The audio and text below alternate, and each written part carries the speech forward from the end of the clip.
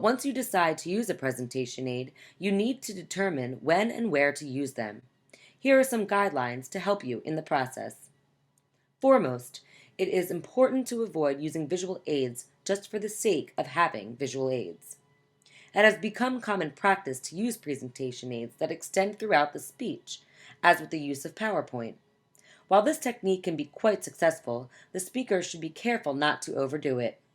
In general, people are getting tired of PowerPoint presentations, especially when the speaker reads the slides to the audience.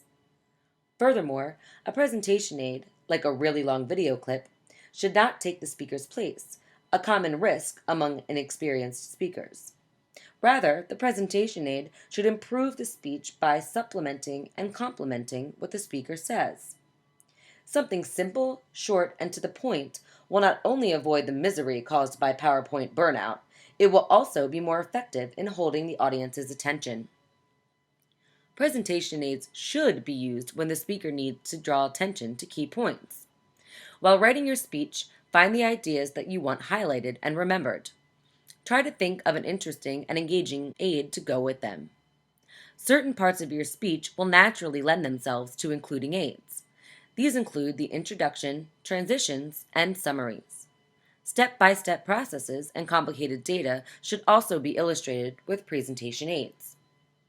The beginning of a speech may be a good place to include an aid. An introduction needs an attention getter in order to make a strong impression on the audience. Generating interest near the start makes it more likely the audience will continue to listen to your speech. For instance, a speaker who's doing a speech on classic rock and roll might start out by playing a short segment from a musical example. The song will get the audience's attention and immediately clue them in to the topic about to be discussed. It will also increase excitement for the speech, especially if there are any classic rock fans in the audience. Aids might be attached to the transitions in your speech. This brings back the audience's attention every time you move to a new thought. The presentation aid makes sure the listener is aware of the subject change and does not miss the new points. When using PowerPoint, a person can implement this by changing slides for each new idea. This keeps too much information from being placed on one slide, a common design mistake. However, there are also less technological ways to highlight transitions.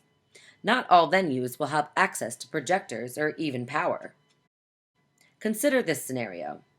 An environmental activist group has been planning to make a speech at the local park in honor of Earth Day.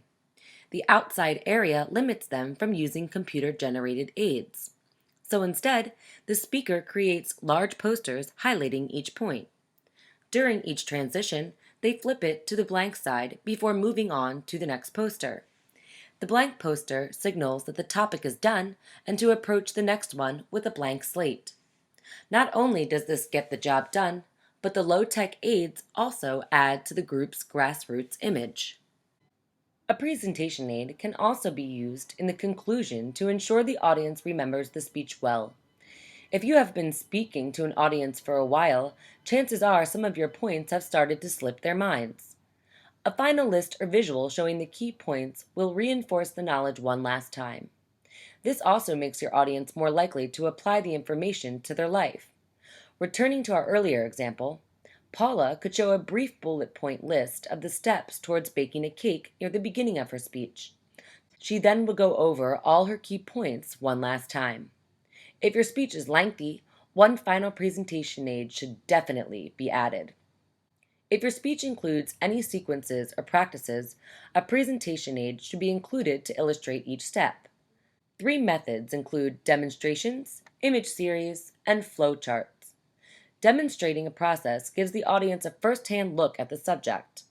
When a live demonstration cannot be done for time or space reasons, images can recreate the activity instead. Here's one possibility. A class is assigned to give a speech on one hobby of theirs. Dan wants to do his on flower arranging, as he has been taking classes for it and feels he has enough experience.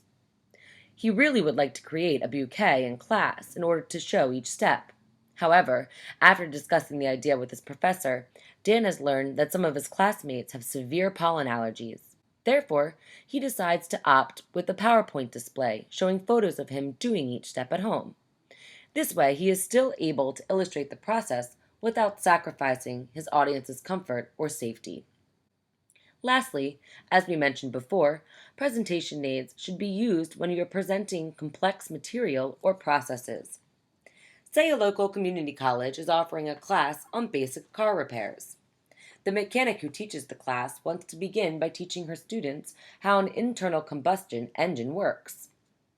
She could try to explain with the use of diagrams and illustrations, which would be helpful. It would be even better if she could find a slow motion video of the inside of an engine actually running to go along with her pictures. So, let's review. A presentation aid is any supplemental material that is presented outside the spoken words of the speech.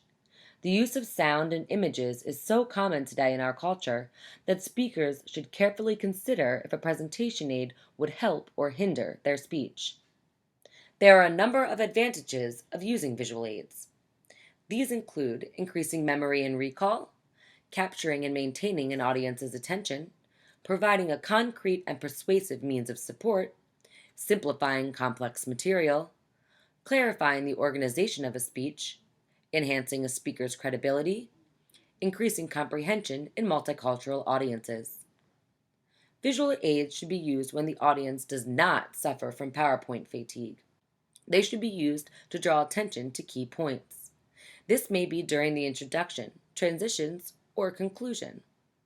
Lastly, presentation aids should be used to show a sequence of steps or complex data or processes. Thank you for visiting the Public Speaking Project's virtual classroom. To view other modules about speech writing, go to www.publicspeakingproject.org.